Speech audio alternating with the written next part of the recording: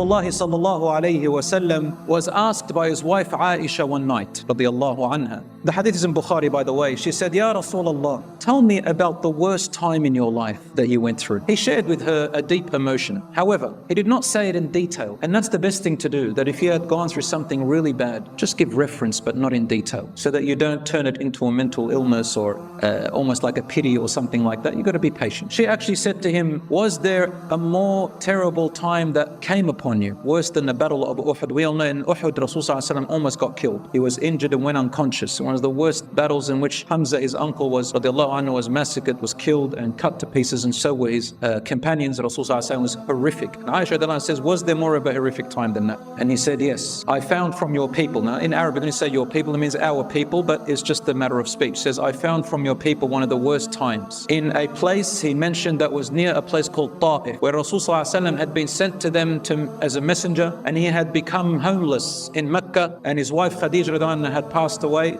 and his supportive uncle had passed away, and there were hardly any Muslims around him. There was a bounty on his head for anyone to capture him, dead or alive. So Rasulullah left Mecca looking for a home. He was destitute. So he said, they told me to go Ta'if. I thought maybe in Ta'if there were Arabs there who would have some compassion to me. When I reached over there, they were very harsh to me, and they said this and that to me. He didn't mention to Aisha, don't know what they said. We know what they said later on when his formerly adopted son Zayd ibn Thabit radiallahu anhu said what he heard.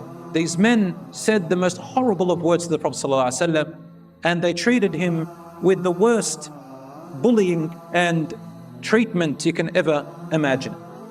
Rasulullah ﷺ was alone and vulnerable, and he left. He said, I left with my head filled with worry, filled with distress, and I said to myself, why would they do that to me?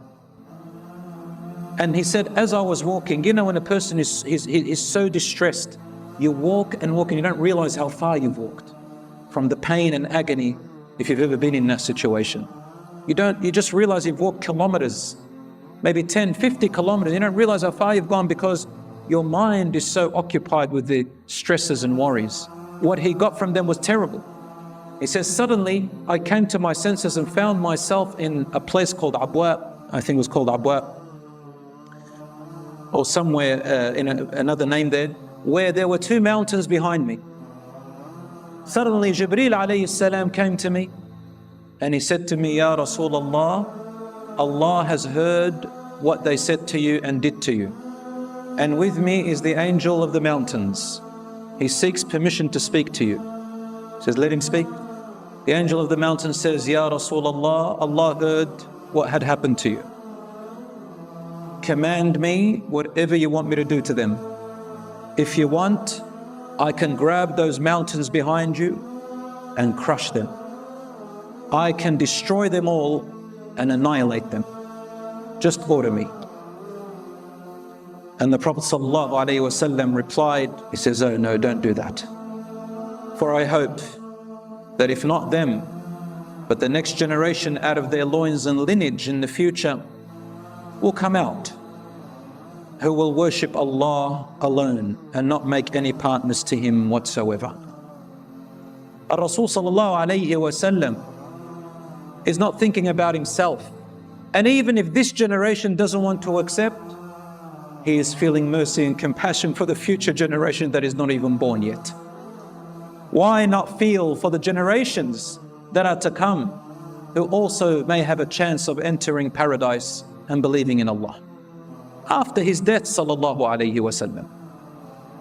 And such is the reason why Allah called him, you are a mercy sent to the world.